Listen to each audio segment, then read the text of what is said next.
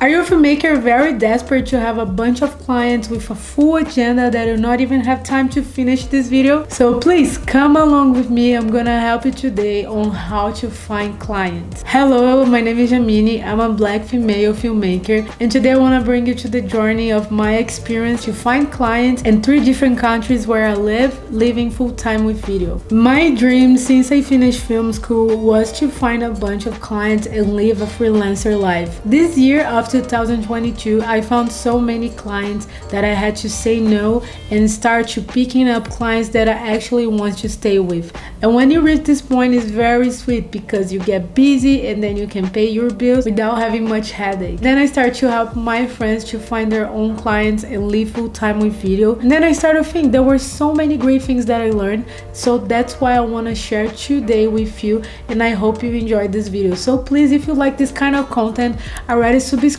to my channel and give a thumbs up because I'm gonna bring a lot of content to help you as a filmmaker building your own business. I'm gonna give you the first tip to how to find more clients. Tip number 1, have a decent portfolio. A decent portfolio doesn't mean just to have the perfect, amazing portfolio. Sometimes done is better than perfect. With this example in mind, I have 2 things to say. First, do a portfolio with whatever you have. When I was in film school, finishing my film school, I really wanted to find my first client, and I just have my college projects to use as my portfolio. Probably the total of projects, the good college projects that I have was 4 videos. So I made a website with those 4 videos, and I made a reel with those 4 videos, and that was good enough to help me find my first internship and also my first few jobs. And I want to share something. Every time that I was in a position of finding somebody else or finding a video editor or a filmmaker, I see many times people just sending a bunch of links. Let's say 5 links of video they've done.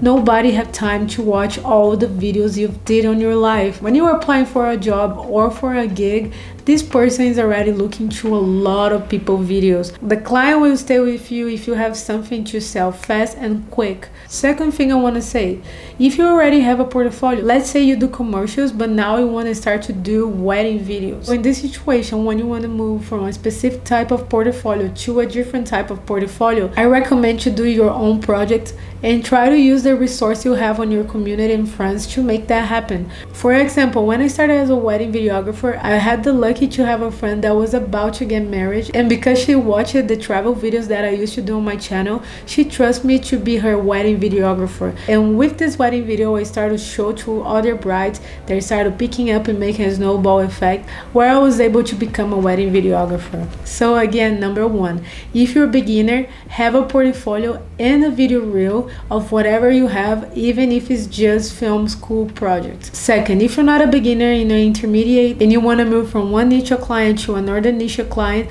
start to do some own projects of this new niche that you want to achieve, so you have something to show when you find that client. Now, tip number 2, once you have this video, when you have your portfolios collected, start to tell people, share with people what you're doing. Tell your friends, tell your community. If you don't share about it, people are not gonna know. And let's say you post one day in the Instagram and somebody sees that you're doing this type of video or you're looking to find something like that, people are gonna share with another one they know, and they're gonna have you in mind. Third tip, whenever you have the chance to go and do the work you wanna do, again, if it's a car commercial, a wedding video, or a music video, start to do a lot of networking. Try to find people near you that do whatever you wanna do. Let's say you want to do the wedding videographer thing.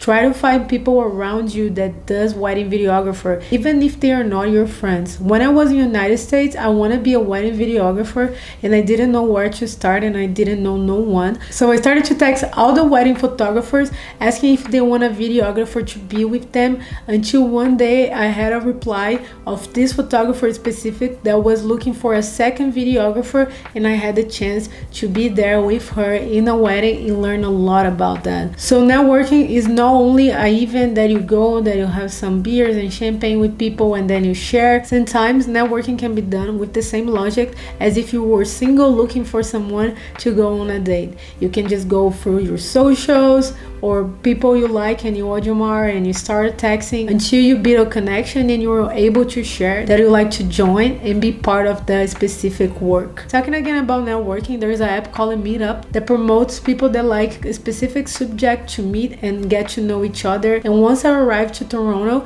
I started to use this app to go to network meetings and meet another filmmakers, directors, and it was the way that I started to find gigs around here. Tip number 3, if the clients are not coming to you, you start to chase for your clients. When I say chase, I mean like chase for your clients. I know that's gonna sound kind of creepy, but that's what a lot of filmmakers do. And when I say that, I want to give an example. There were a time that I really wanted to do videos of tattoo artists, and I was texting tattoo artists from my location every day. I had this mindset of texting at least 10 tattoo artists per day until one would say yes to me. Try to share with these people something that they would get a benefit for that. Either a free video or either trade the video for a tattoo. That's what I did in the beginning. It was awesome. At least like, what? So this tattoo and this tattoo I trade for videos, and that was because I want to do videos for these tattoo artists in specific.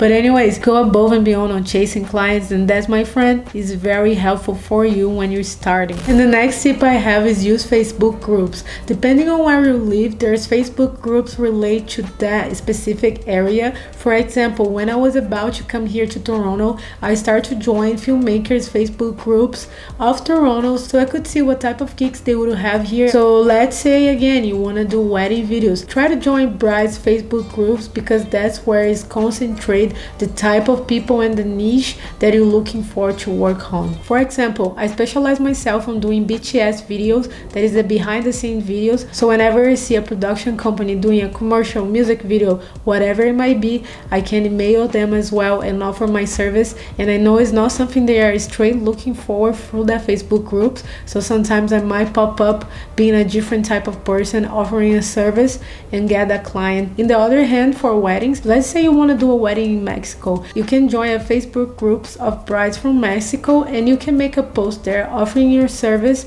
Let's say you're willing to trade the travel fees for your video as a way to start in the market. So maybe that's an opportunity you can use to make the portfolio you want. The last tip is be very patient. Whenever you're looking for a client, you're just spreading a bunch of seeds around, and you need to wait until those seeds start to grow and give you something back. Don't expect those seeds to grow exactly in the moment when you throw the seeds. Sometimes you need to be day to day throwing seeds, putting some water, waiting until that grow until you reach the point you want. I'm here now in 2022 collecting the seeds that I threw on 2021, and that's the way it happens. I'm pretty sure that this seed that you're throwing around is gonna grow to you in the right moment. And that was it for today. I hope you liked this video. If you learned one lesson or two, please give a thumbs up for this video, subscribe to my channel, share this video with somebody that might like it and might enjoy this kind of topic, and I hope I see you around. Have a great rest of your day, and peace.